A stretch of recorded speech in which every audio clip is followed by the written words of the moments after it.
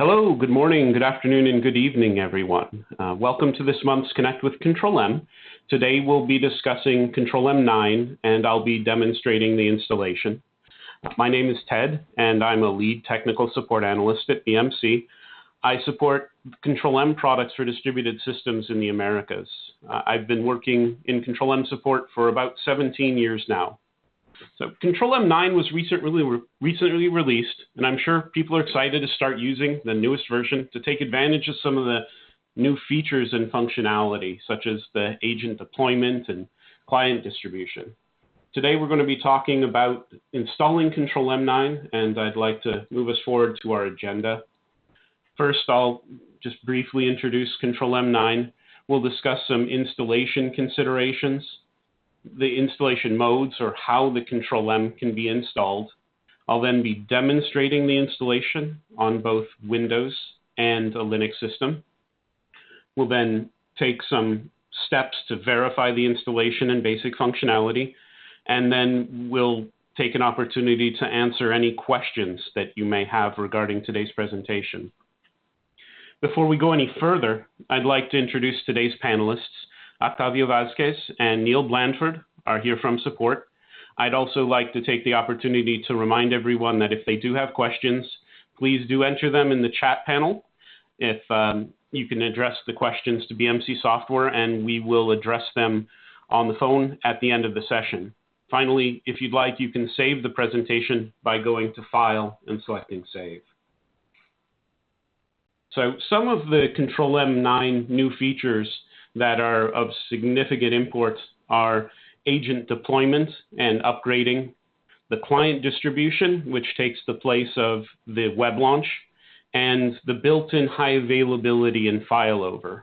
The high availability is with Oracle and MS SQL for both the Control-M and server and the Enterprise Manager with the base release, with the Control-M server with Postgres, and coming with the fixed pack 1 of the version 9 for the Enterprise Manager in tentatively December for fixed pack 1 for Postgres. So first, let's talk about our installation considerations. First is your choice of platform. The choice of platform will dictate to you what databases you can use and some other requirements. When you are selecting the platform to use, please make sure to check the Solution and Product Availability and Compatibility tool, or what we call the SPAC. You'll see in there the list of supported operating systems, versions, and databases. As a reminder, there is a change to the Control-M 9 installation for the agent on Linux, which now defaults to the 64-bit agent, whereas in prior versions it had installed the 32-bit agent by default. We would also like to ensure, after you've selected a platform, that it's appropriately sized, that you have enough memory, CPU, and disk to handle the load which it will be processing. There is a template with questions that can be forwarded to support in the installation guide to perform the sizing and for us to provide you with a recommendation for the machine. Also, as best practice typically dictates, we would like to ensure that you do have the latest fix pack before you proceed with the production after installing the base release. As I said earlier, currently there are no fix packs for Control-M 9, but the fix packs will be soon coming in at the end of the year. And lastly, the Amigo. We would suggest, if you are upgrading, please do contact support and ask about our Amigo program. It's provided at no cost by support as long as you have a current maintenance contract. We do assist you with the upgrade. And as a reminder, that the EM and the server, as well as the agents, depending on what version you're moving from, will be using more resources, because as the product evolves, we are taking advantage of Java and the multi-threaded nature of Java. And so the Control-M scales better with more resources. So on to the installation modes, or the ways you can install the Control-M. The full installation is a great way to perform a proof of concept or testing. The full installation installs the Control-M server and the Enterprise Manager using the same Postgres database. And it ties the Control-M server and the Enterprise Manager together, so it doesn't necessarily offer you the best flexibility. What we do typically recommend for performing an installation in a production environment is using the custom installation. This allows you to install individual components and allows you to select things like using an existing database. It allows you to change paths, ports, and other configuration information. With the custom installation, you're also able to install the distributed Enterprise Manager and take advantage of the new failover high availability features for the Control-M. Lastly, the installation on a Windows cluster offers a couple of additional options when you're installing on a cluster node, and we will be covering the Windows cluster in a future webinar soon coming up. So right now, I would like to jump into demonstrating the installation of the Control-M. I have 2 Windows machines and a single Unix machine. The Windows machines will each host the first one, the Enterprise Manager, with its Postgres database, the second one, the Control-M server, and then the single Linux server will have both the Enterprise Manager and Control-M installed under different accounts on the same machine.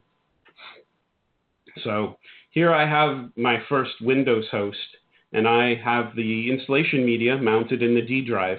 So I'm going to hop over here and run the setup from the installation media. Now this is going to bring up what we call the one install, or the main installation.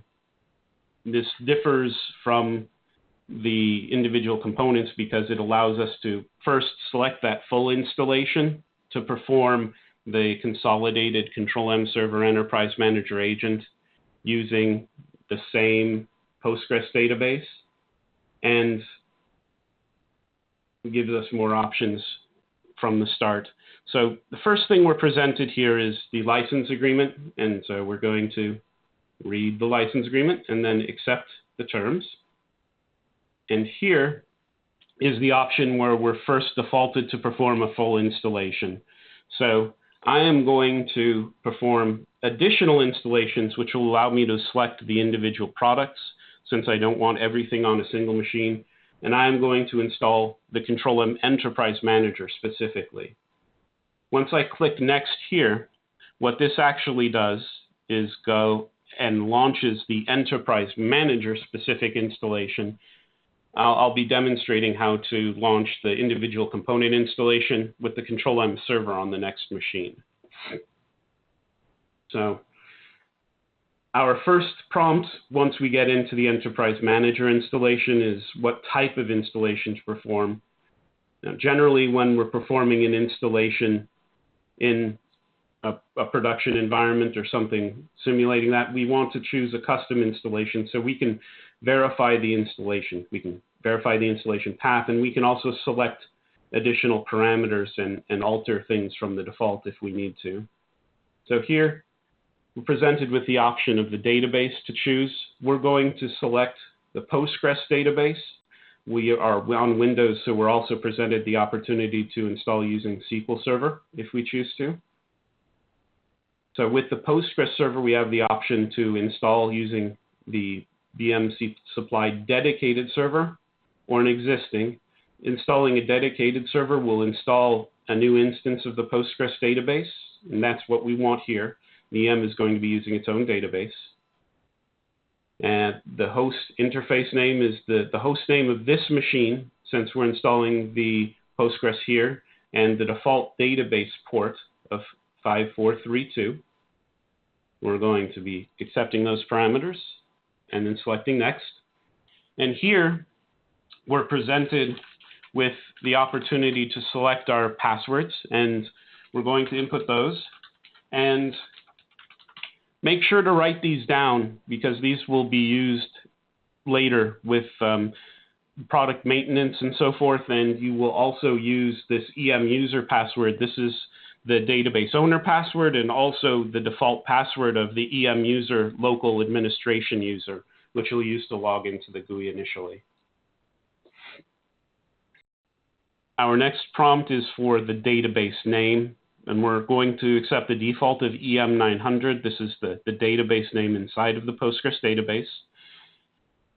We're going to accept the default of the medium database size. You can change this depending on the size of or expected size of your implementation. And do take note that with the Postgres database, it will automatically extend itself using the available space on your drive. So this isn't going to be the maximum size of your database. It's just going to be the starting size. And then our enable Chinese, Japanese, and Korean support. Now, this is typically used in Asia Pacific or in installations requiring use of those Asian languages. We're going to not check this option for any of our installations today in the demonstration. Going to proceed to the next item, where we're prompted to change ports for the Enterprise Manager naming service and the Enterprise Manager web server. This is the web server that we're going to use for things like Workload Change Manager and Batch Impact Manager and such, the Enterprise Manager plugins. We're going to accept those and click Next. Here, we're prompted with the installation summary, where we can see a summarized view of the installation parameters we've chosen. Now, in addition to writing down the passwords, I would generally suggest that you click the Generate button here, or select the Generate option, and save your installation options to an XML file. You can use that XML file for reference if you need to perform an installation in a similar fashion, or just have it handy if you need that information or to convey that information to anyone else. So I'm going to click the Install option, and this is going to proceed copying the installation files to the machine. Now, so while the Enterprise Manager server installation is running, I have a remote desktop which I'm going to open to my second Windows machine, and here I'm going to install the Control-M server. Now, on the installation media, the DVD on my D drive, I'm going to navigate to Setup Files, and then Components, and then select CTM, and this will allow me to install only the Control-M server component, and I'll avoid the prompting of those first couple of panels we saw earlier. Now, you're able to install the individual components this way for the agent, the Enterprise Manager, and other options as well that were all presented earlier. It's more or less a shortcut. So here again, we're prompted, or we're presented with the license agreement, which we're going to accept. And then it jumps right into the Control-M server installation parameters. Again, we're going to select a custom installation, accepting the default path of the C program files BMC software. And then select a Postgres database, have the option of SQL Server because we're on Windows. We're going to select Next. And we're going to have Control-M Server install its own Postgres database instance. We're not going to use a Postgres anywhere else. So we're going to select the first radio button, then click Next. Presented with the name of this machine where we're installing the Control-M server and the default port for the Postgres server, 5432. I'm going to click Next. And here again, we're presented with the database owner and database administrator's passwords. Please make note of these because you will be using these later in the event that you want to do things like perform a hot or cold database backup from the command line or things along these lines. Next, similar to the Enterprise Manager, we're presented with the choice of selection for the database name and database size. I'm going to leave these as default. And then the port selection for the Control-M server, the port on which the Enterprise Manager uses to communicate with the Control-M server, the inter-process communication port where the Control-M server processes speak with each other, the configuration agent port where the Enterprise Manager manages the Control-M server and agent, the agent to server and server to agent ports. We're going to accept defaults for all of these. And then similar to the summary screen for the Enterprise Manager, we have the summary screen for the Control-M server install, where we can generate the parameters and save that file. And then click Install to proceed copying the installation files and performing the installation. So while this installation of the Control-M server is being performed, I'm going to pop over to our Linux machine where we have the accounts set up for the Enterprise Manager, EM9, and for the Control-M server, CTM9. The first thing we want to do on a Unix machine is download and run the prerequisite checker. So I have already downloaded this. You can see it's a tar.z file. The prerequisite checker is included with the installation media, but we would recommend you download the latest version of this to use. There is a link in the installation guide as well as in the final output of the prerequisite check, which I'll show you momentarily. So I'm going to extract the prerequisite checker, and then I'm going to run checkrec, which will present me with the syntax usage, and I will then run it with the options. Memory model equal medium, because I've selected medium for my database. Database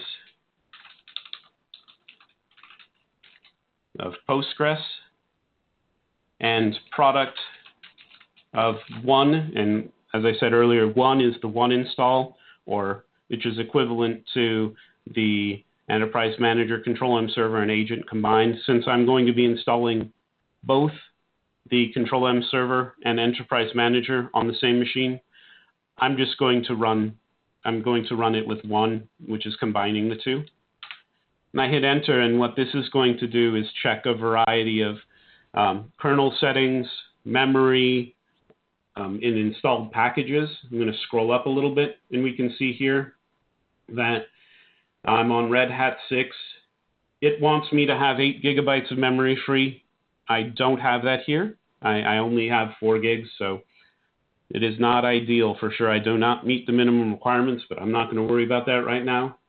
I can see that my other kernel parameters pass checks, and then my packages pass check. And I have at the bottom here a recommendation to run the latest version, which can be found at this link. And I've already downloaded the latest version, so I'm good. And we see that a full report has been placed in this directory. So since I didn't receive any warnings aside from the memory warning, which I'm going to ignore, I don't suggest you ignore it, but I'm going to proceed with the installation. I have the ISO for the installation media mounted in my DVD drive on MNT. So I'm going to proceed and run the mount or the /mnt/setup.sh to launch the one install. Okay, and my first prompt here is telling me that I do not have a display environment set. So if you have an X server running, say on your PC, and you have the display environment set to display to that X server, you'll have an installation that appears nearly identical to that which we just saw with the Windows install. You'll be prompted with those dialog boxes with the next and previous buttons and so forth. And so we're going to say yes here, and we're going to proceed with the the non-graphical install, or the console install. And it will be the same questions. It'll just be in a text mode. We're going to read and agree to the license terms. And then we're going to select option number 3 for additional installations, since we're not performing a full install. And we're first going to select the Enterprise Manager. We're going to then hit N to proceed to the next panel.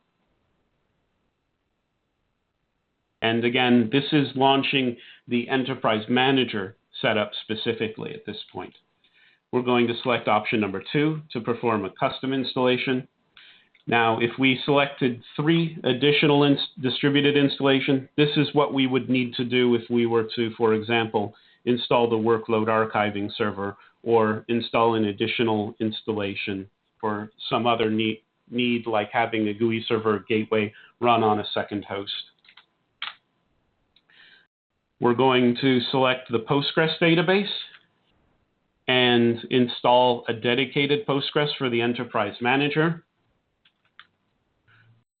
The host name is our CWCM-CTM9-Lin. This is our Linux host with the default server port of 5432. Going to accept that and set our passwords for our database owner and our database administrator. Please do write those down. Then we have our database name, sizing, directory path for our data files, and whether or not we're doing CJK support, Chinese, Japanese, Korean. We're not. We're then presented with the naming service port, web service port numbers, just as we were with the graphical install. And then our installation summary, where we can hit G to generate our configuration file and save that for reference, and then I to proceed with the installation. Now, while that's running, we're going to pop over to the Control-M server, and I am going to run the Control-M server specific installation rather than the one install. So this is in Setup Files, Components, CTM, just as it was for our Windows installation media, where those were located in Setup Files, Components. And we'll see here running this, that this will launch us. We're going to say yes to proceed, and this will bring us to first the license agreement, and then the Control-M server installation, skipping the part where we're asking about whether or not we want to perform a full install or additional installations. This brings us right to additional installations, Control-M server. We're going to perform a custom installation. We're going to use a dedicated Postgres server. Now, one item that I wish to point out here is that since we're installing a second instance of the Postgres server on the same Linux host, our port number has automatically incremented to the next available port. The default for the Enterprise Manager was 5432. Since that is in use, the Control-M server installation detected that and changed the port for the Postgres server for the Control-M server to 5433. We're going to accept that and select Next. We're going to input our DBO and DBA passwords and select Next. We're then going to review the database name, size, medium, good, data path. Select Next. Presented with the options for the Control-M server install, the ports, again, the communication ports and the agent server to agent ports. Since this is the only Control-M server install in this box at this time, we're accepting the default parameters. And then we're presented the summary screen where we can hit G to generate the installation file and N to proceed. Oh, sorry, I to proceed with the installation. Okay, so I'm going to pop back over here to my installation screen, and we can see that the installation of the Enterprise Manager on Windows is completed. So I am going to acknowledge that, and then I am going to launch the Configuration Manager.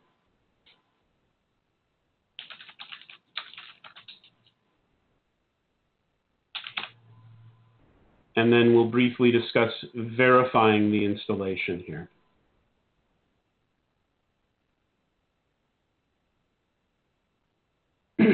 So again, after we've performed the initial installation, now would be the time to install any fix packs if we had any. We don't have any currently. So what I'm going to do to validate the installation is I'm going to connect to our new Enterprise Manager environment with the Configuration Manager. I'm going to discover our Control-M server and start a gateway. I'm then going to connect to the Enterprise Manager with the Workload Automation GUI. And then I'm going to define a job and run the job and ensure that it ends successfully. So I'm going to go back and share my desktop again. And here is our login prompt, and I'm going to use our database owner we selected with its password that we chose at installation time. I'm going to take the opportunity here to go over to our Control-M server installation on the second Windows machine and verify that our installation is completed successfully. So this Control-M server is all ready to go. Back to our Enterprise Manager machine.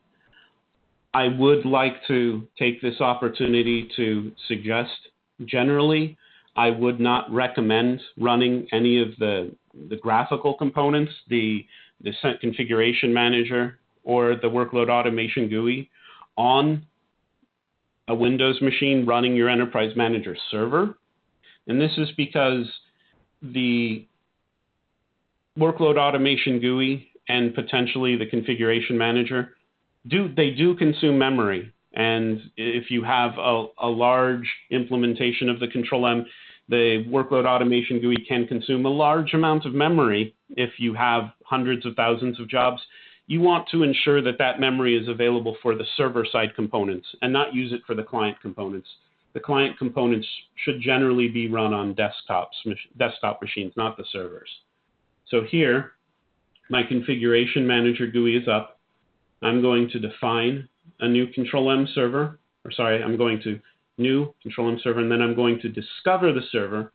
This is using the configuration agent on the Control-M server to send me the parameters for the installation. So I'm going to put in the name of the machine. This is the Control-M name is the logical name.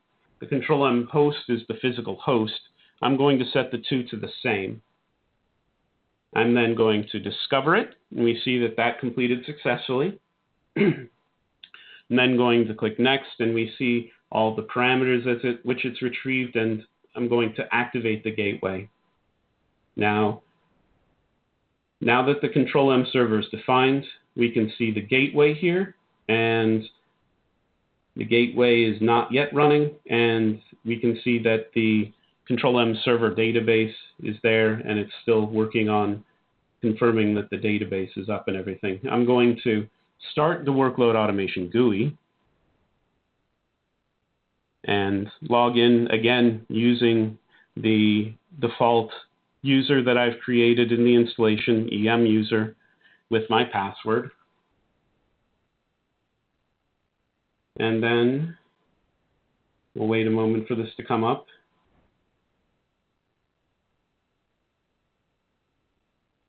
I would like to take the opportunity here. You've probably noticed the Enterprise Manager, the Configuration Manager, looks slightly different than it did in the past. And we log in here and I'll briefly discuss that.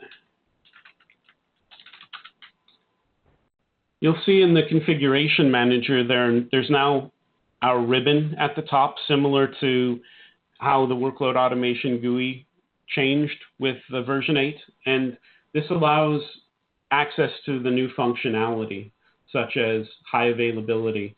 And in here, you will have the ability to manage your failover from the primary to secondary, enable and disable database replication, which used to be all through the command line. You'll also see that there are some components visible in the configuration manager that prior were not visible, such as the naming service and the database. This is done essentially to allow management of those components for the sake of failover and additional. It allows you some additional functionality for management as well. And allows you to do something like restart the naming service if you need to do that from the GUI.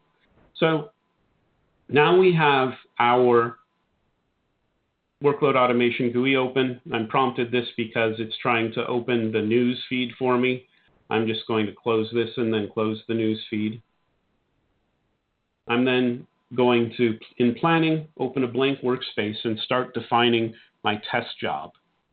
So in this test job, I'm just going to run a simple command line. I'm going to do a directory, a dir command, since we've connected to our Windows Control-M server. And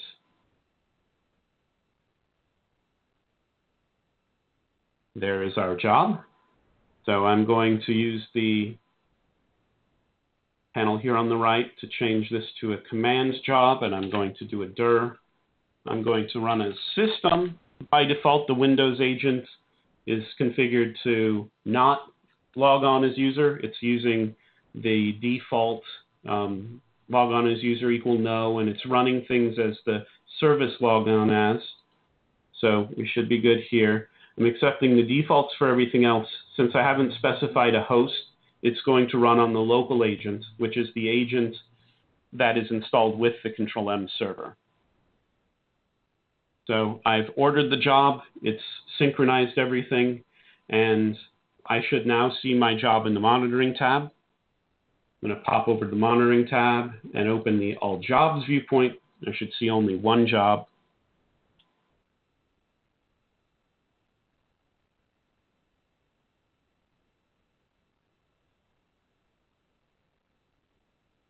And my job is blue. And I will get waiting information on this. And there is no machine available for job execution. This is the joy of a live demonstration. So what I would do now would basically proceed to troubleshoot why the agent isn't available. I believe I saw earlier in the configuration manager that the agent isn't available. I would like to take the opportunity to now move on, but I can troubleshoot this later if anyone's interested. This should have come back and shown me that the job ended okay as it did the last 10 times. But I don't want to take any more time at this juncture. So I'd like to share with you some useful information regarding the Control-M installation. The first is a knowledge article that describes the TCP ports that the Control-M uses to communicate with the Control-M between itself, the Control-M server, agents, different portions of the Enterprise Manager, server, and client. In there, we have a ports diagram. If it is not yet updated for Control-M 9, it will very shortly be updated. I would also recommend when you do perform the installation, specifically of the base release and also of any fix packs, that you do read the release notes in addition to the installation guide. In the release notes, we have a link to what we call the bucket KA. In the release notes, we call this up-to-date essential installation and service information. This is basically where any late-breaking news or known problems or fixes gets put in after the document has been published.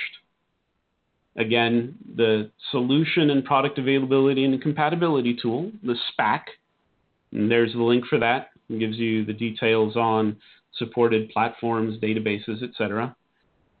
The next item, our new interface. This was a webinar that was released with Control-M 8 that introduces people to the new GUI that was introduced with version 8, which is a change from version 6 and 7.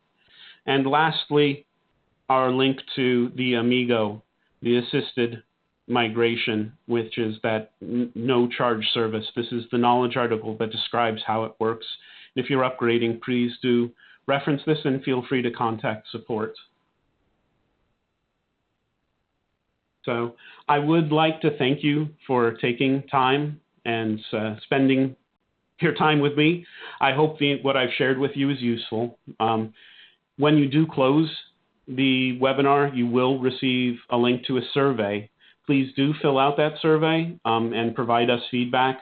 We use this feedback to improve, and we also would like you to provide suggestions of future topics. Please do follow us on Facebook and Twitter. Our past webinars can be viewed on the BMC Communities, YouTube, and iTunes, and today's webinar will be posted in a couple of days. Our next topic will be the Control-M Agent 9, or Control-M 9 agent deployment, one of those new features that I spoke about earlier. And I would like to take the opportunity now to start answering your questions. And while we're answering questions, I would like to share with you our previous webinars, and we can open it up here.